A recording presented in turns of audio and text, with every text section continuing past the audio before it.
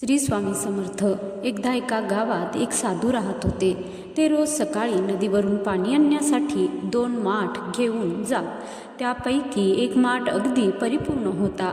एकही भेग त्या माठाला नव्हती आणि एक थेंबही पाणी वाया जात नसे।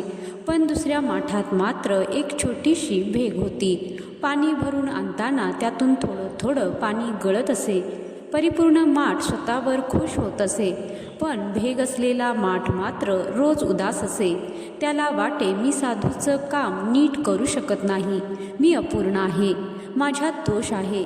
एके दिवशी तो माठ साधूंना म्हणाला, साधू महाराज, मला माफ करा।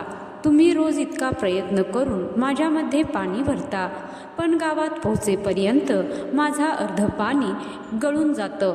माझ्यापेक्षा दुसरा माठ वापरा। साधू स्मित करत म्हणाले, उद्या नदीवर जाताना तुझ्या वाटेकडे नीट बघ। दुसऱ्या दिवशी साधूंनी माठामध्ये पाणी भरून नेलं।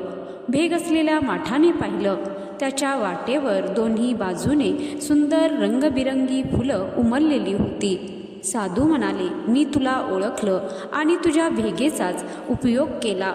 दररोज तुझ्यामधून पाणी झिरपत होते, त्यामुळे या वाटेवर फुले वाढली। गावातली लोक ती फुलं घेऊन देवाला अर्पण करतात। तुझा दोषच तुझं वैशिष्ट्य बनला आहे। तर मंडळी, या कथेचा बोध हाच की आपल्या अपूर्णतेतही काहीतरी खास असतं।